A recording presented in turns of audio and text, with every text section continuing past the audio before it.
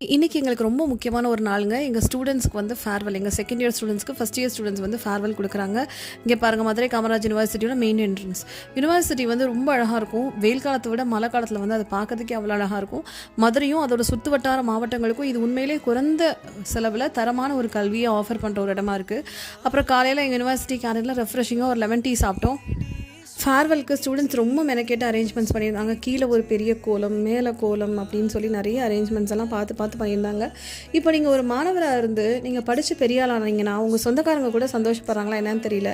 ஆனால் உங்களுக்கு பெற்றவங்களுக்கு அப்புறம் ஒவ்வொரு ஆசிரியரும் நிச்சயமாக உங்கள் உயர்வை பார்த்து சந்தோஷப்படுவாங்க. எங்களோட மாணவர்கள் வந்து குரூப் 2 கிளியர் பண்ணிட்டேன் மேம், குரூப் 1 கிளியர் பண்ணிட்டேன் மேம் அப்படிலாம் சொல்கிறப்போ எங்களுக்கு வந்து பெற்ற குழந்தைங்களே வந்து ஆன மாதிரி தான் இருக்கும். அது வந்து ஒரு டீச்சராக இருந்து அனுபவிக்கிறப்ப தான் நமக்கு தெரியும்.